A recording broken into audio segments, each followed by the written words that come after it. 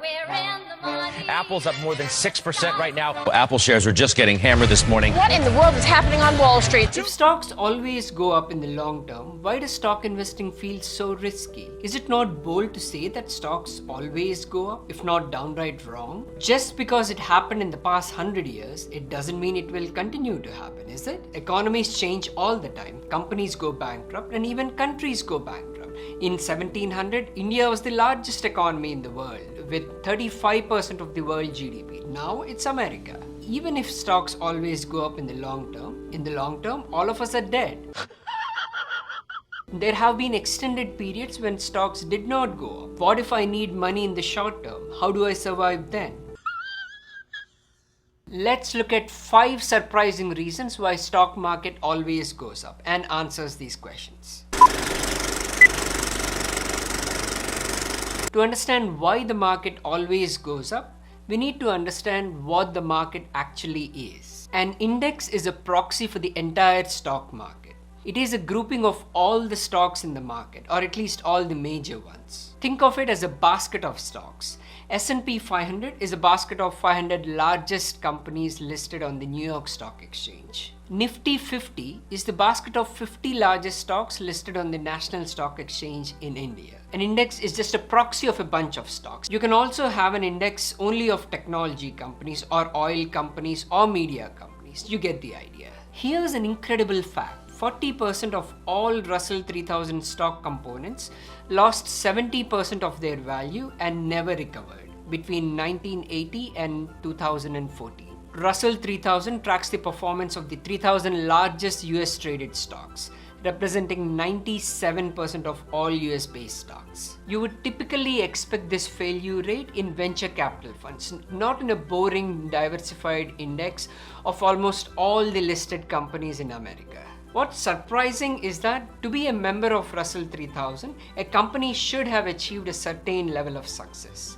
Despite that, the lifespans of public companies in America are measured in years, not decades, let alone centuries. The 40% of companies that lost at least 70% are from various industries. For example, 57% of technology companies, 51% of telecom companies, 47% of energy companies, and 42% of healthcare companies lost most of their value and never recovered. Even among public utilities, considered stable, boring businesses, the failure rate is 14%.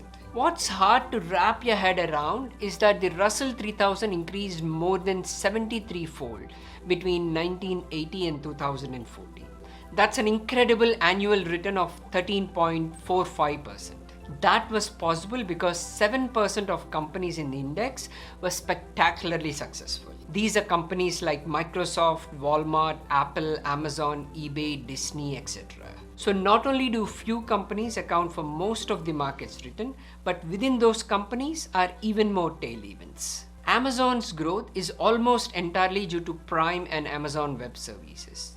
These are tail events in a company that has experimented with hundreds of products, from the Fire phone to travel agencies. Apple's growth is driven overwhelmingly by the iPhone, which is an even more extreme example of a tail event. And since Google's hiring acceptance rate is only 0.2%, Facebook's is 0.1%, and Apple is about 2%, the people working on these tail projects that drive tail returns also have tail careers, which is to say few variables are responsible for most of the outcome.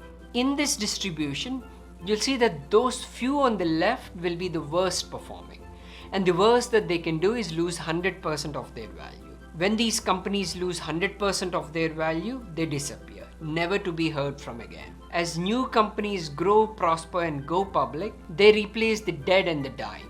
The market, as represented by a market proxy like VTSAX, a Vanguard index fund, is self-sanitizing. While the worst a stock can do is lose 100% of its value and disappear, there is no upside limit. So the best performing stocks can do 100, 200, 1,000 or even 10,000%. As some stars die, new ones arise and take their place in the index. The net result is a powerful upward bias. This only works with index funds, by the way. Once professional fund managers try to actively pick stocks, all bets are off. There's no guarantee that they can foresee which ones are the rising stars and bet on them. More often than not, they make things worse. For example, 95% of all domestic fund managers have underperformed the S&P Composite 1500 over the past 20 years on a risk-adjusted basis, according to a Standard & Poor's report. Just imagine, 95% of all the professionally managed fund managers who charge a lot of fees have underperformed.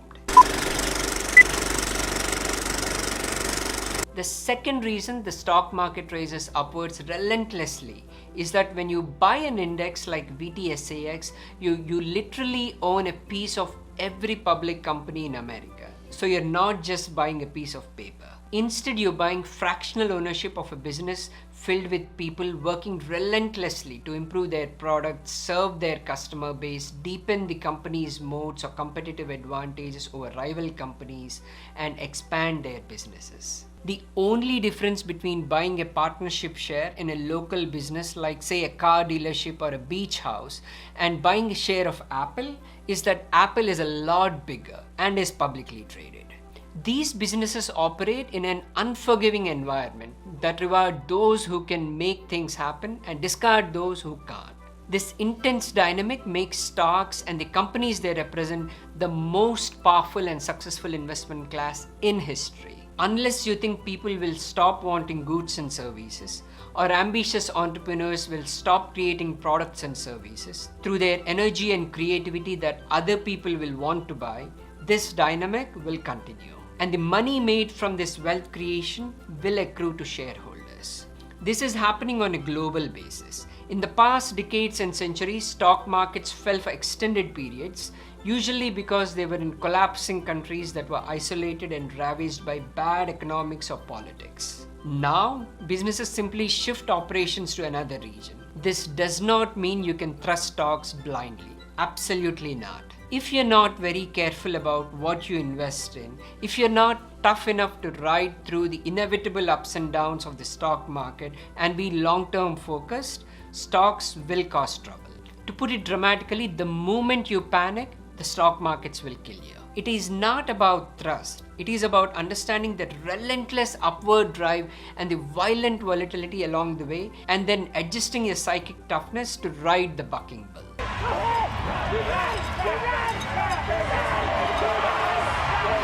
Stock investing is an incredible wealth building tool. The best there is, really. Even though the birth rates in almost all developed countries are below the replacement rate of 2.1%, you don't have to worry about stock prices falling because of this anytime soon. But yes, there'll be fewer young people in these countries. For instance, the baby boomer generation in the US consists of 75 million people. These are people who were born to those who just returned from World War II. On the other hand, there are roughly 70 million in Generation Y, those born from roughly 1985 to 2000. They are currently building their wealth. Most of the developing world is very young, and large segments of these populations are rapidly improving their economic conditions and moving into the middle class, opening up significant new markets for companies to expand. Consider India with 1.3 billion people. Its $2.6 trillion GDP is expected to be one of the fastest growing in the near future. Only 9% of India's 300 million households have an air conditioner. Even though it is a hot tropical country where temperatures often go above 90 degrees Fahrenheit in summers. Only 40% have refrigerators, only 13% have a washing machine, and only 7% have a car. So there is a lot of room for growth in India. And not just in India, there is a huge and growing population of young and increasingly wealthier people coming of age all over the world. Their expectations are growing sharply, and like people everywhere, they will be keenly interested in securing their financial futures. Of course, this changing demographic will pose considerable challenges, environmental and otherwise. But for investors, it is a vast and positive wave to ride. And buying shares is the best way to ride it. It seems as if the world is slowly but surely moving towards a disaster, especially when you look at the news. Growing inflation resulting in devaluation of currencies, growing income inequality and stagnant income for the middle class and those at the bottom of the pyramid, and greater percentage of companies' profits going to CEOs and top executives rather than shareholders. We also seem to be running out of oil, gas and minerals required to sustain the modern economy. There are growing concerns about climate change and what will be the impact of artificial intelligence be. Will robots kill us and take our jobs? There are a lot of uncertainties and reasons to worry about the future. It certainly is possible we are moving towards a disaster.